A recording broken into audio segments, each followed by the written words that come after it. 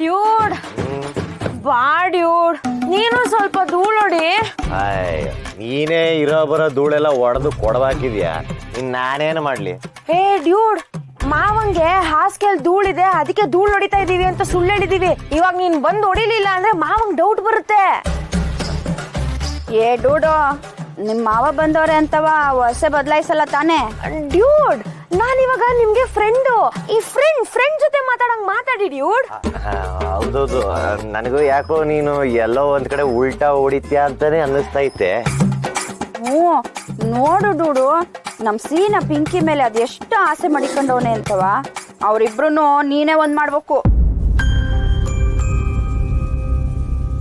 ನಿಮ್ಮಿಬ್ರಿಗೂ ಒಂದ್ ಪ್ರಶ್ನೆ ಕೇಳ್ತೀನಿ, ಉತ್ತರ ಕೊಡ್ತೀರಾ? ಇವಳೆ ನೀಗ್ ತಟ ಅಂತ ಹೇಳಿ ಅಂತ ಆಡಕ್ ಬಂದವಳೆ. ಸರಿ, ಅದೇನ್ ಕೇಳು. ಅಲ್ಲ, ಇಬ್ರು ನನ್ನ ಎದುರಿಗೆ ನಿಂತ್ಕೊಂಡು ಈ ತರ ಕೇಳ್ಕೊತಾ ಇದ್ದೀರಲ್ಲ, ನಿಮ್ಮ ಆತ್ಮಸಾಕ್ಷಿಗೆ ಒಂದ್ಸಲ ಆದ್ರೂ ಇದು ತಪ್ಪು ಅಂತ ಅನ್ಸ್ಲೇ ಇಲ್ವಾ?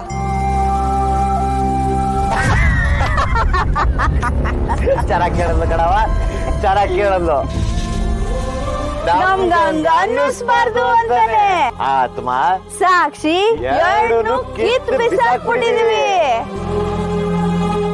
ಹೌದು ಡೂಡ್, ಈಗ ನೀನು ನಮ್ ಫ್ರೆಂಡು, ಈ ಪ್ರಶ್ನೆ ನೀನ್ ಯಾಕೆ ಕೇಳ್ತಿದ್ಯಾ? ಮಳೆ ನಿಂತ್ರು ಮರದಲ್ಲಿರೋ ಹನಿ ನಿಲ್ಲಲ್ಲ ಅಲ್ವಾ ಡ್ಯೂಡ್, ಅದಕ್ಕೆ ಕೇಳ್ದೆ ಅಷ್ಟೆ. ಮರನೇ ಕಿತ್ ಬಿಸಾಕ್ಬಿಡು, ಅವಾಗ ಬೇಜಾರೇ ಆಗಕ್ಕಿಲ್ಲ.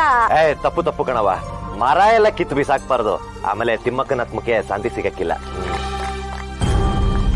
ಈ ಪಿಕ್ಚರ್ ಶುರು ಆಗಕ್ಕಿಂತ ಮುಂಚೆ ನಾನು ಮುಖೇಶ್ ಅನ್ಕೊಂಡ ಅವನ್ ಬರ್ತಾನೆ, ಅದು ಮುಗಿದ್ಮೇಲೆ ಹೆಸರು ಬರ್ತದೆ. ಈ ಎರಡರ ಮಧ್ಯದಲ್ಲಿ ಈ ಪಿಕ್ಚರ್ ಬರ್ತದಲ್ಲ, ಅದನ್ನಷ್ಟೇ ನೋಡ್ಬೇಕು, ಅದೇ ಲೈಫಲ್ಲಿ ಪಡ್ಕೊಂಡಿರೋರ್ಗಿಂತ ಜಾಸ್ತಿ ಕಳ್ಕೊಂಡವ್ರಿಗೆ ಚೆನ್ನಾಗಿ ಗೊತ್ತಿರುತ್ತೆ ಡ್ಯೂಡ್. ನಾನು ಸುಮ್ನೆ ತಮಾಷೆ ಕೇಳ್ದೆ ಅಷ್ಟೇ. ನಾನು ಅಷ್ಟೇಪ್ಪ, ಈ ಗೀತ್ಮಸಾಕ್ಷಿನೆಲ್ಲ ಕಿತ್ತು ಬಿಸಾಕ್ಬಿಟ್ಟಿದೀನಿ. ಅದ್ ಬಿಟ್ಟಿರ್ಲಿಲ್ಲ ಅಂದ್ರೆ ನಿಮ್ಮಂತವ್ರ ಜೊತೆ ಫ್ರೆಂಡ್ಶಿಪ್ ಮಾಡಕ್ ಆಗ್ತಿತ್ತಾ? ಇದು ಮಾತು ಅಂದ್ರೆ ನನ್ಗ್ ಮಾತು ಕೊಟ್ಟಂಗೆ ನೆಡ್ಸ್ಕೊಡ್ತೀಯ ತಾನೇ? ನಮ್ ಪಿಂಕಿನೂ ಸೀನಾನು ಒಂದಾಗ್ಬೇಕು, ನಿಂದೆ ಜವಾಬ್ದಾರಿ ಅದು. ಮಾತು ಕೊಟ್ಟಿದ್ದೀನಲ್ಲ, ನಡ್ಸ್ಕೊಡ್ತೀನಿ ಬಿಡಿಯತ್ತೆ. ಅಯ್ಯೋ ಸಾರಿ, ನಡ್ಸ್ಕೊಡ್ತೀನಿ ಡ್ಯೂಡ್, ನಡ್ಸ್ಕೊಡ್ತೀನಿ.